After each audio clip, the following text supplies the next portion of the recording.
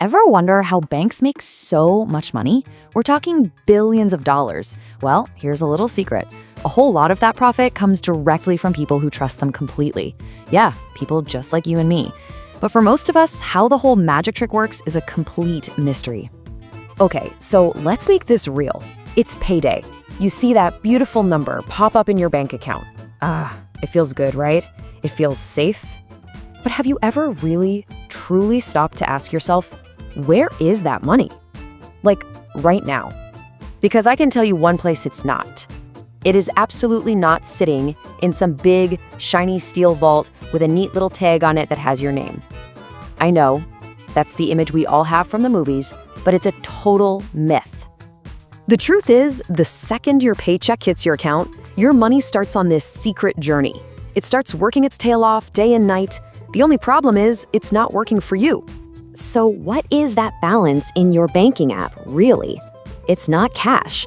Think of it more like a digital IOU. It's a promise from the bank that says, yep, we owe you this money whenever you ask for it. It's just a number on a screen. Say, every time you open a bank account, you're making a deal. It's a very simple, very specific promise, and it's the foundation of their entire business model, and most of us don't even realize we've made this deal.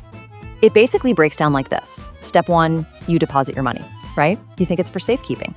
Step 2, the bank is legally required to keep a tiny little fraction of that money on hand. It's called the reserve requirement. But step 3 is the big one. They lend out all the rest. And this, right here, is the core of their entire business. They take your hard-earned money and immediately loan it out to somebody else. Your deposit just became someone's car loan, someone else's mortgage, or the money to start a new business. But hold on, because that's just the start of it. What happens next is the part nobody ever seems to talk about. And this is where the story gets kind of wild. So, the official name for this whole system is fractional reserve banking. It sounds really complicated, but the idea is actually super simple.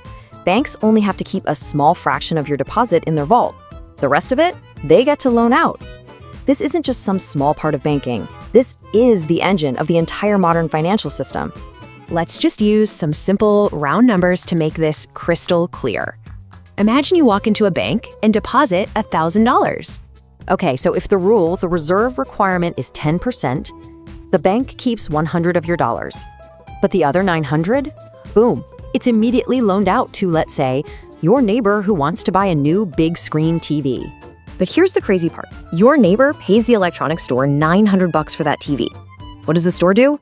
It deposits that $900 into its bank account. And guess what? The whole process starts all over again. That second bank, it keeps 10% of the $900, so $90, and then lends out the other $810. That loan gets spent, then deposited by someone else, and their bank then lends out $729. It just keeps going and going and going. Your single $1,000 deposit can actually end up creating almost $10,000 of new money in the economy. It's wild. Just pause for a second and think about that. Your money is being used to create more money over and over again. And you know what? When I first learned this, I was honestly angry. It feels like some kind of magic trick is being played, and you're not the magician. Which, of course, brings us to the next big question. If your deposit is so incredibly valuable to them, why on earth are banks always shouting about their free checking accounts? Come on, we all know nothing in life is really free. So here's the trade-off, plain and simple. The perk they give you is a free checking account, no monthly fees. Sounds good. But the real price you pay, is that you give them the right to use 90% of your capital to earn a ton of money for themselves. They don't need your $5 monthly fee. Your deposit is worth so much more to them.